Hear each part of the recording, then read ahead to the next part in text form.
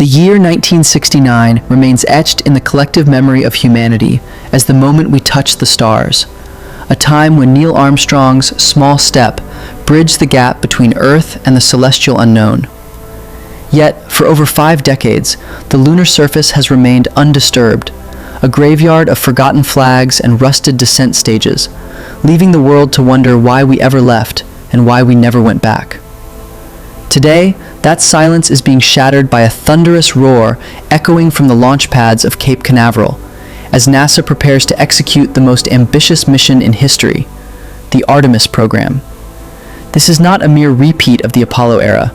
It is a fundamental shift in our species' relationship with the cosmos, transitioning from brief visits to permanent occupation.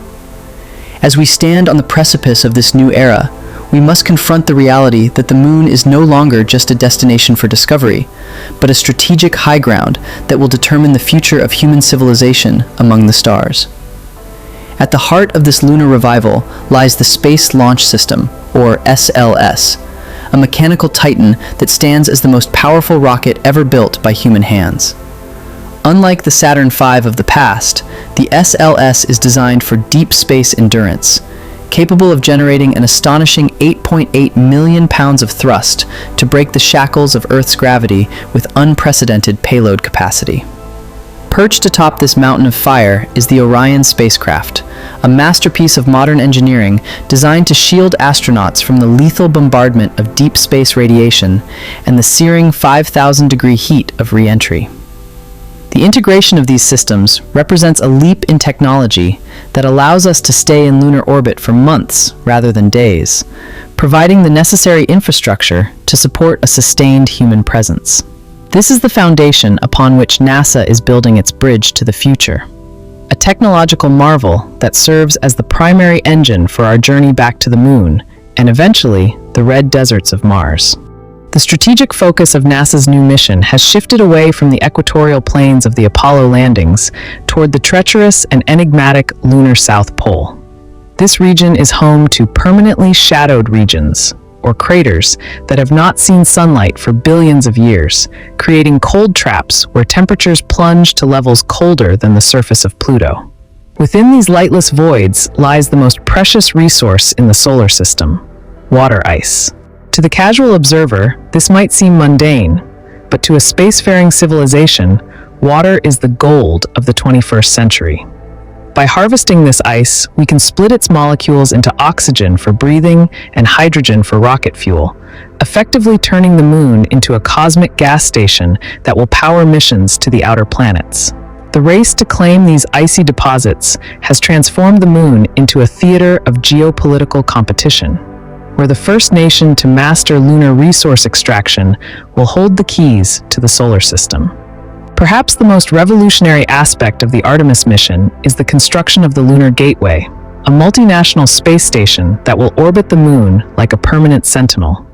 Unlike the International Space Station, which orbits Earth, the Gateway will serve as a command center and a temporary home for astronauts transitioning between the Orion capsule and the lunar surface.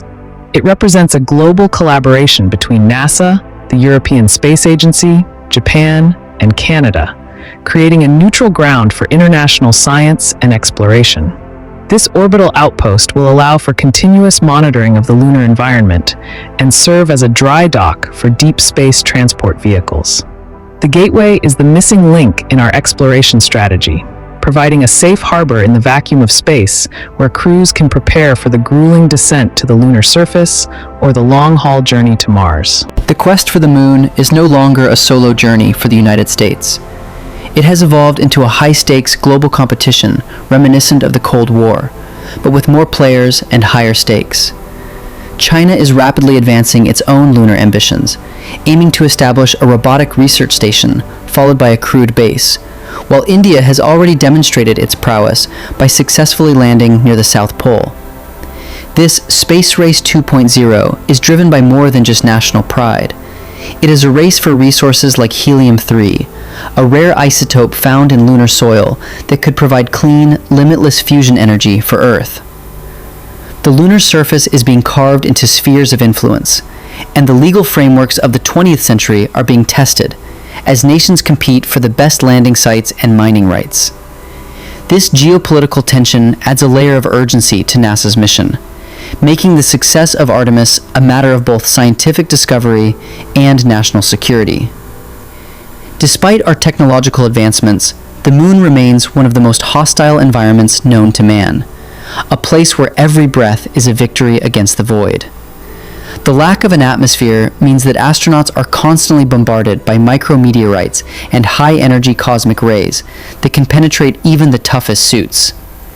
Then there is the lunar regolith, a fine glass-like dust created by eons of meteoroid impacts that clings to everything, destroying seals, jamming joints, and posing a lethal threat to human lungs. The extreme temperature fluctuations, swinging from 250 degrees Fahrenheit in the sun to minus 200 in the shade, require thermal management systems of immense complexity.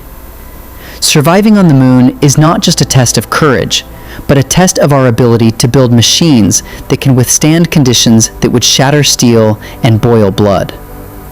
The ultimate significance of the Artemis missions lies not in the Moon itself, but in what it teaches us about going further. NASA has explicitly stated that the Moon is our proving ground, a place to test the life support systems, habitats, and nuclear power generators that will eventually be required for a 3-year mission to Mars. Every crater we explore and every gram of ice we melt is a lesson learned for the first human expedition to the Red Planet. We are witnessing the birth of a multiplanetary species as the Moon transitions from a distant light in the sky to a bustling hub of human activity. The Artemis program is the first chapter in a story that ends with humans walking on the sands of Mars, a testament to our innate drive to explore, to discover, and to transcend the boundaries of our home world. As we look up at the Moon tonight, we are not just looking at a rock in space. We are looking at the future of humanity.